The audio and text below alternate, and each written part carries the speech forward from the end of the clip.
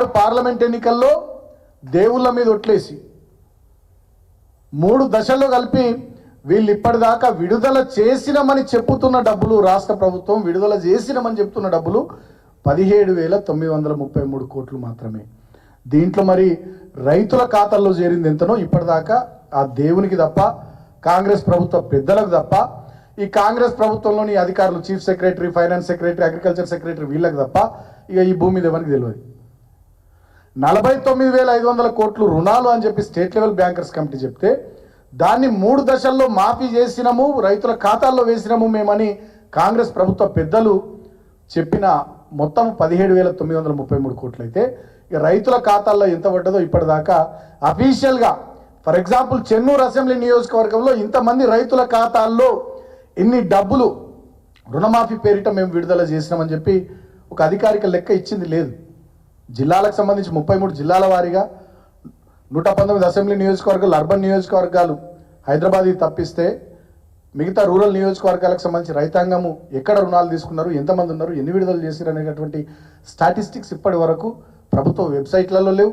ప్రభుత్వం అధికారికంగా agriculture department కానీ, ఫైనాన్స్ డిపార్ట్మెంట్ కానీ, సీఎంఓ కానీ, ముఖ్యమంత్రి గారి కార్యాలయం కానీ విడుదల చేసింది లేదు.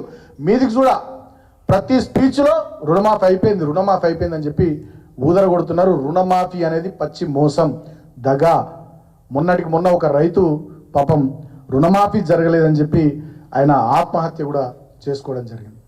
సురేందర్ రెడ్డి అనేటటువంటి రైతు ఆత్మహత్య చేసుకోవడం జరిగింది.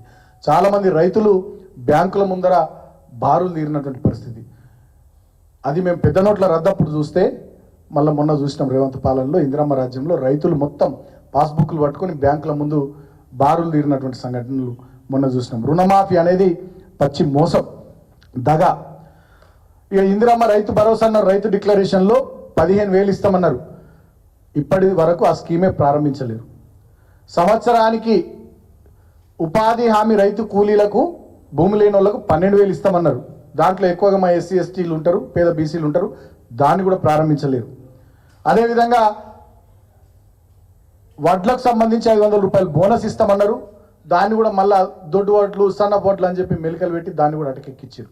అంటే వరంగల్ రైతు డిక్లరేషన్ కూడా బోగస్, అది కూడా అమల్లో లేదు.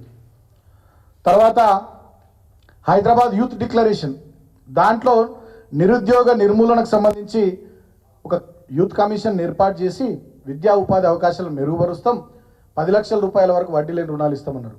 అది ఇప్పటిదాకా అదేం స్టార్ట్ కాలేదు.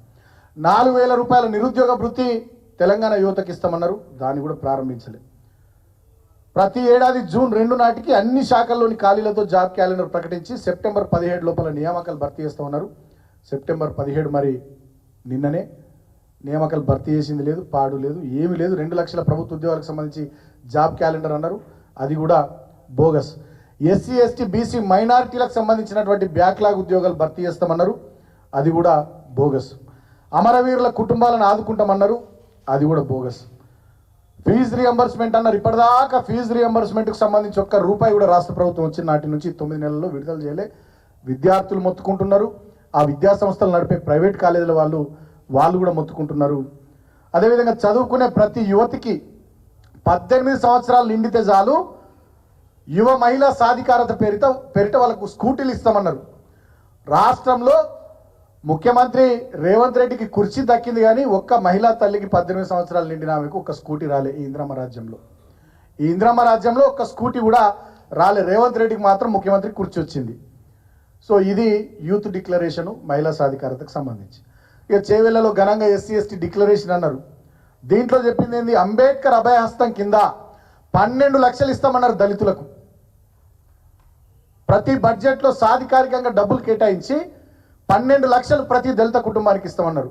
కేసీఆర్ కేవలం దళిత బంధు పథకం కింద 10 లక్షలే ఇస్తున్నాడు. ఇందిరమ్మ రాజ్యము కాంగ్రెస్ ప్రభుత్వం వస్తే 12 లక్షలు ప్రతి దళిత కుటుంబానికి ఇస్తామన్నారు. ఒక్క దళిత కుటుంబానికి కూడా 12 లక్షలు ఈ 9 నెలల కాలంలో రాలే.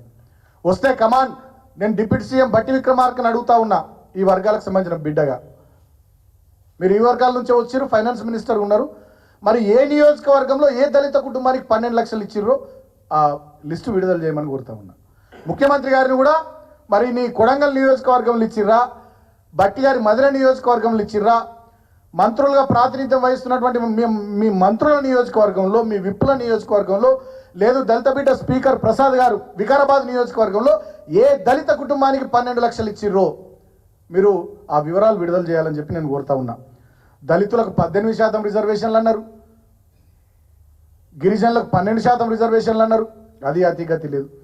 ఇందిరమ్మ పక్కా ఇళ్ల పథకం కింద ఎస్సీ ఎస్టీలు అందరికీ 6 లక్షల రూపాయలు ఇస్తాము, ఇంటి స్థలం ఇస్తామన్నారు. రాష్ట్రంలో 12,769 గ్రామ పంచాయతీలు ఉన్నాయి, 140కి పైగా అర్బన్ లోకల్ బాడీస్ ఉన్నాయి.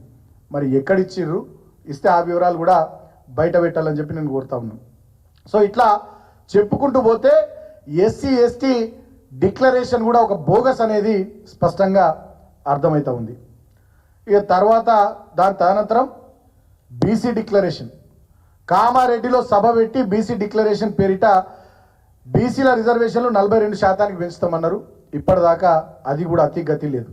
తర్వాత ఇక మైనారిటీ డిక్లరేషన్లో మైనారిటీలకు సంబంధించి మైనారిటీల బడ్జెట్ 4,000 కోట్లు చేస్తామన్నారు. నిరుద్యోగ మైనారిటీ యువతకు, మైనారిటీ మహిళలకు 1000 కోట్లు కేటాయిస్తామన్నారు. అదేవిధంగా ఇక ఇంకా చాలా చెప్పిండు. పీజీ చదువుకున్న వాళ్ళకు 25,000, ఇంటర్మీడియట్ చదువుకున్న వాళ్ళకు 15,000, 10th చదువుకున్న వాళ్ళకు 10,000 ఇస్తాం మైనారిటీ పిల్లలకి అన్నారు. అది కూడా లేదు. ఎస్సీ ఎస్టీలకు సంబంధించి కూడా వీళ్ళు ఆ విషయం కూడా చెప్పారు. ఎస్సీ ఎస్టీ విద్యార్థులకు సంబంధించి వాళ్ళకు కూడా కొంత ఫైనాన్షియల్ అసిస్టెన్స్ ఇస్తామని చెప్పి ఎస్సీ ఎస్టీ విద్యార్థులకు సంబంధించి కూడా చెప్పారు. 10వ తరగతి ఎస్సీ ఎస్టీ విద్యార్థులు పాస్ అయితే 10,000, ఇంటర్మీడియట్ పాస్ అయితే 15,000, గ్రాడ్యుయేషన్ పూర్తి చేసుకుంటే 25,000, పోస్ట్ గ్రాడ్యుయేషన్ ఎస్సీ ఎస్టీ విద్యార్థులు పూర్తి చేస్తే 1,00,000 రూపాయలు ఇస్తామన్నారు. ఇప్పటిదాకా అది కూడా ఏం లేదు. తర్వాత ఎంఫిల్ పిహెచ్డి పూర్తి చేసినటువంటి ఎస్సీ ఎస్టీ యువతకు 5 లక్షల రూపాయలు ఇస్తామన్నారు. అది కూడా లేదు. సో ఇట్లా కాంగ్రెస్ పార్టీ మేనిఫెస్టో మొత్తం బోగస్. నేను ఇందాక చెప్పినటువంటి ఈ 6 గ్యారెంటీలు కానీ, తర్వాత ఈ మేనిఫెస్టో కానీ, ఇవి రెండు కూడా బోగస్.